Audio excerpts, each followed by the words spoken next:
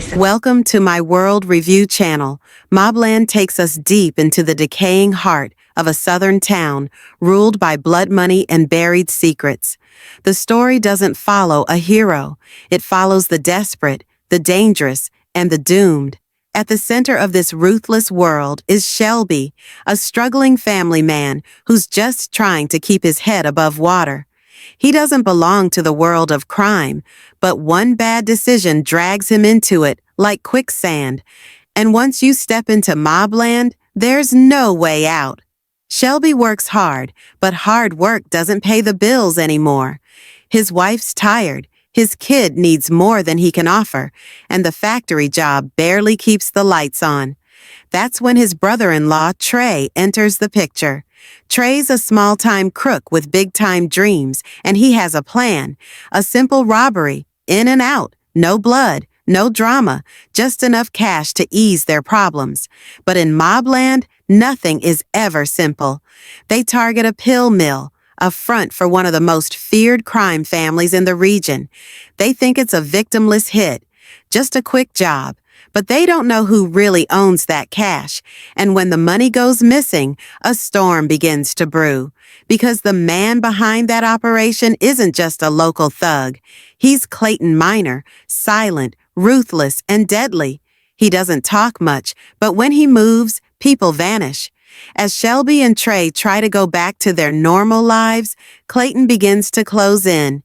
He's not just cleaning up a mess. He's sending a message. You don't steal from the organization. You don't touch what's theirs. And if you do, they'll make sure everyone you love pays for it. The beauty of MobLand lies in its slow-burning tension. It doesn't throw action at you for the sake of excitement. It builds a world so grim and believable, you feel the pressure closing in on every character. Shelby's fear is real. The weight of his choices hangs over every scene. And as Clayton tracks them with calm, cold efficiency, the story transforms into a deadly chess game.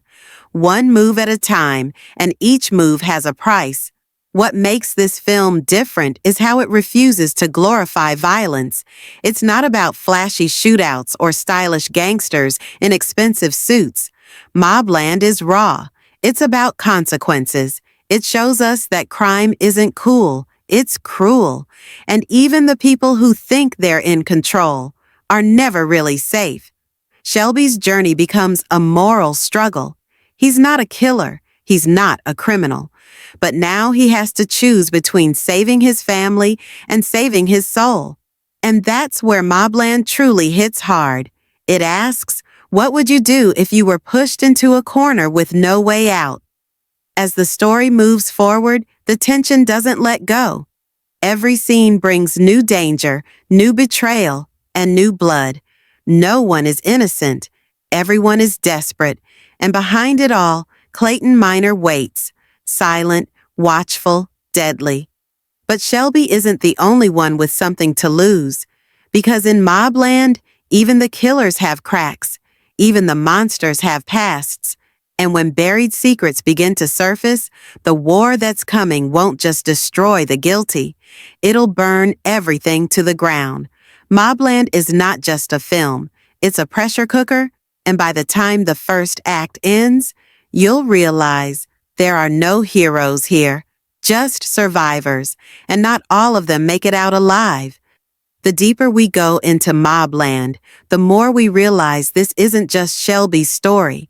It's also the story of the man hunting him, the man whose name alone brings silence to a room.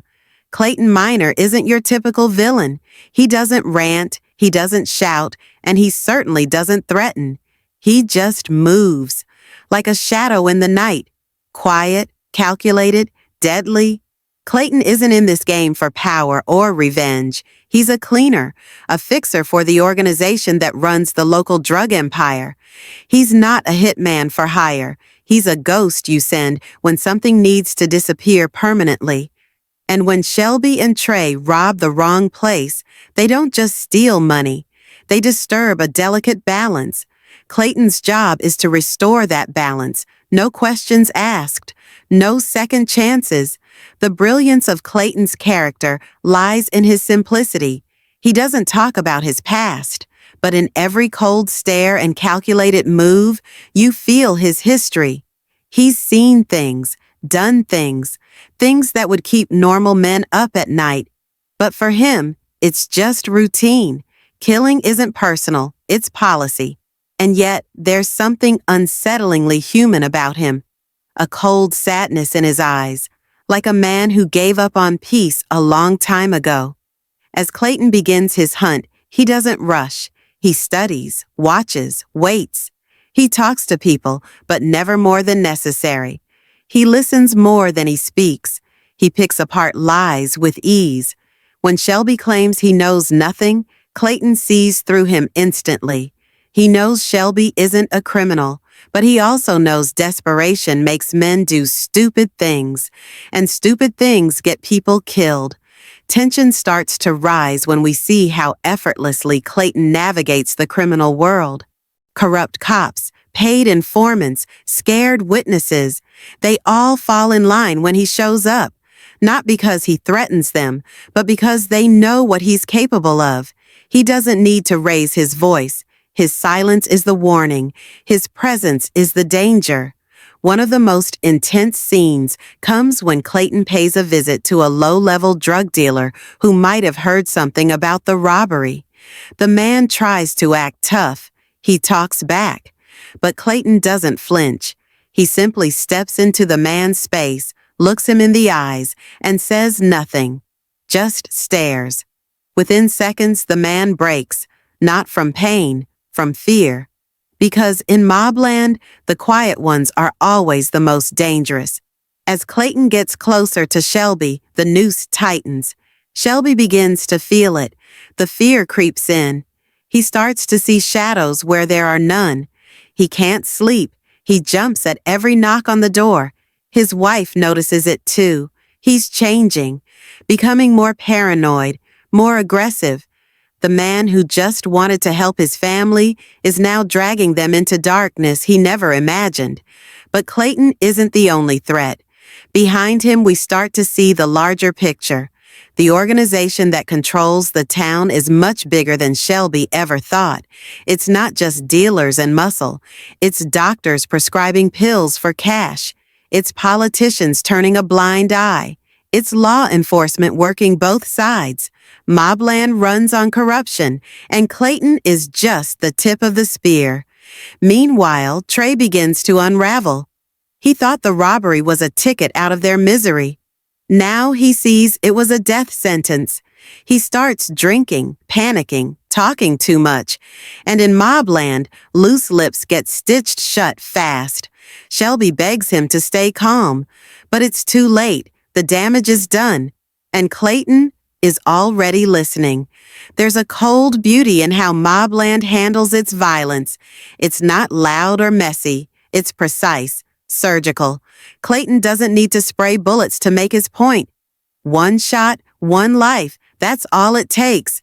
When he makes his first move, it's sudden, shocking, and it sends a clear message. This isn't a game. This is war, and the rules are written in blood. But here's the twist. Clayton doesn't enjoy the hunt. He's not a sadist. If anything, there's a quiet resentment in his eyes, like he's tired of this life, but too deep in to ever leave it. Every person he kills is another weight on his soul. And that's what makes him so terrifying. Because monsters without guilt are predictable, but men who feel the cost of every action, they're far more dangerous. They kill because they must, not because they want to. By the end of this section, the stage is set. Shelby is cornered, Trey is cracking, and Clayton is almost there. The quiet storm has arrived in MobLand, and no one is ready for what comes next. The weight of MobLand starts crushing Shelby from all sides. He's no longer just a man caught in the wrong place at the wrong time. Now he's a target, a man running out of time, choices, and options.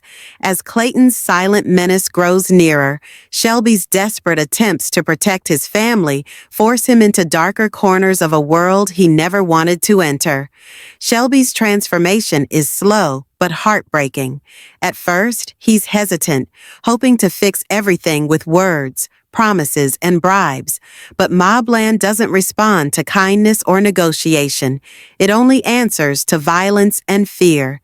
His hands, once used to fixing cars and folding shirts, now tremble holding guns and making threats.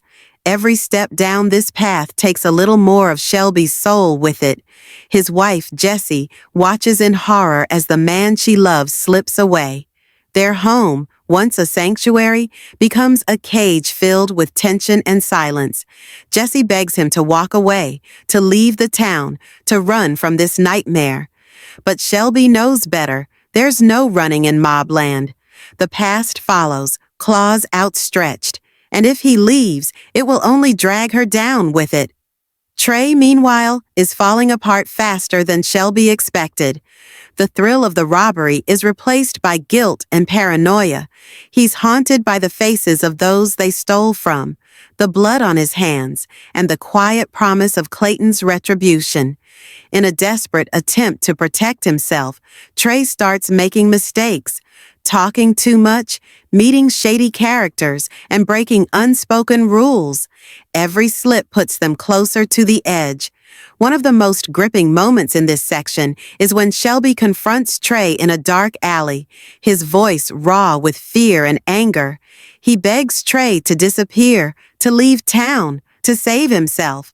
But Trey, drowning in his own pride and panic, refuses. That stubbornness seals their fate. As the pressure mounts, Shelby begins reaching out to old friends, people he once trusted but who now live on the wrong side of the law. It's a risky move. Alliances in MobLand are fragile and often laced with betrayal. But Shelby has no choice. He needs protection.